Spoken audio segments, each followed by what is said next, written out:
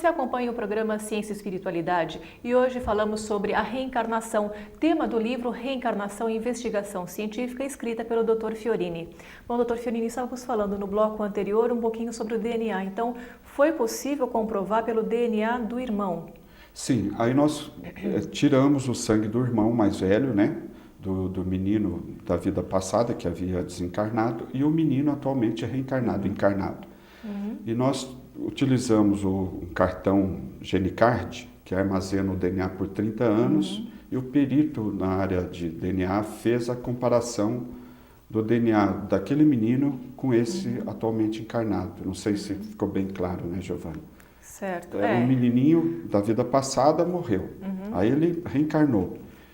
Como aquele que morreu não pudemos tirar o sangue dele, nós tiramos o irmão.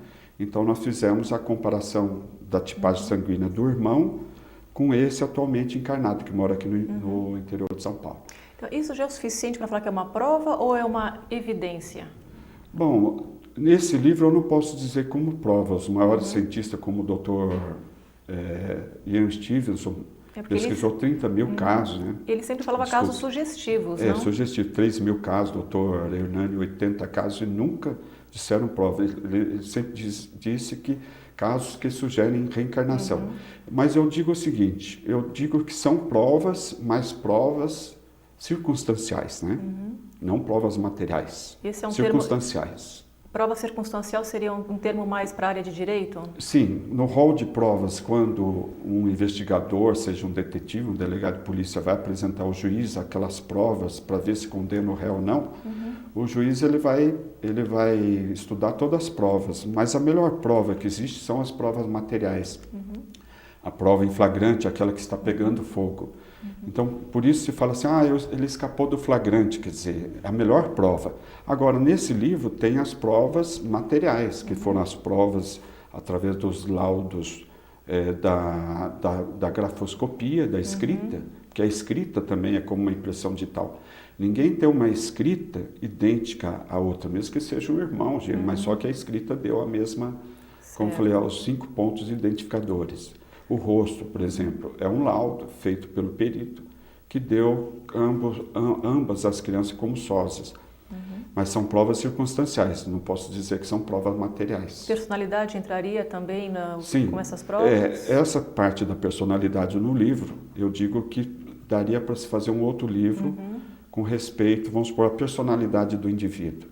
Normalmente, Giovana, você falou uma coisa muito interessante, a causa mortes de uma pessoa, ela vai influenciar muito na personalidade, na vida futura, como na saúde dela. Isso é importante na área da medicina, porque, vamos supor, se um indivíduo nessa vida, ele morre em razão de um tiro, por exemplo, ele é assassinado, ele leva um tiro no coração. Essa criança aí, ela levou 3 encarnações para melhorar o aspecto da saúde dela. Então, na outra vida, por exemplo, há inúmeros casos, se a pessoa levar um tiro no coração, na outra vida ela vai apresentar problema cardiológico. Isso aparece até em alguns casos do Ian Stevenson e do próprio Hernani, não? Sem dúvida. No meu livro, só que eu comprovei o seguinte, uma pessoa, não sei se acidentalmente, ou se foi um suicídio aqui no interior de São Paulo, deu um tiro com uma pistola da 635, que é uma pistola que não existe mais, que dá mais ou menos uma bala projétil de 6 milímetros, e perfurou o ventrículo do coração, não me lembro mais qual deles que era, né? E fez um buraco de 6 milímetros, morreu, logicamente. Só que aí ele reencarnou 20 anos depois, como o próprio neto dele, com uma fissura de 6 milímetros no coração. Teve que fazer uma cirurgia aqui no Hospital do Coração para corrigir.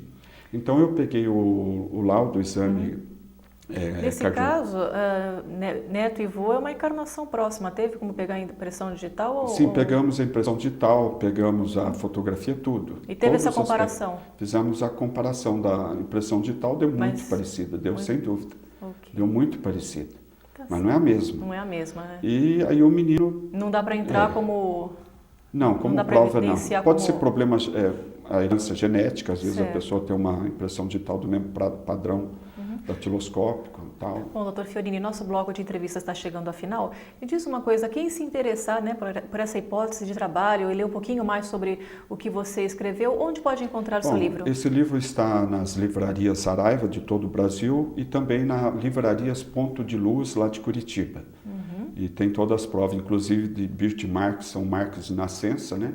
Que foi muito explorado pelo Dr. Hernani e Estives, também está nesse livro, todas essas pesquisas.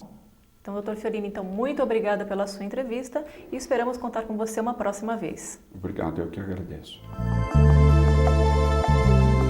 Um assunto bastante interessante, não acham? Mas nós temos que colocar aqui nossa opinião.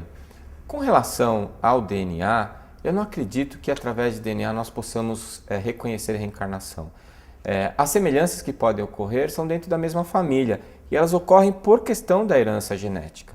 A gente sabe que o espírito reencarnante ele pode modificar o DNA no momento da reencarnação, mas não sei se o suficiente para impor um determinado código genético.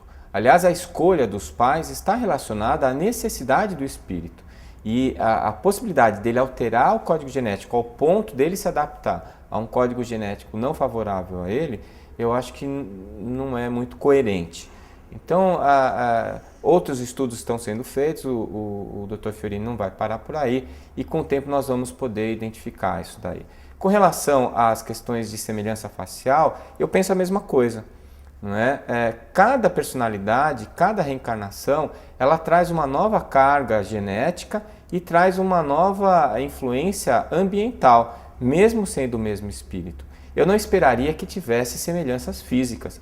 Um homem pode reencarnar como mulher, pode reencarnar como um asiático, depois como um negro, depois como um branco, e isso, nessas modificações genéticas e ambientais, ele vai mudar também os seus aspectos faciais. Com relação às impressões digitais, a gente já sabe hoje que elas não são determinadas pelo DNA. Se fossem, os gêmeos univitelinos teriam as mesmas impressões digitais e eles não têm.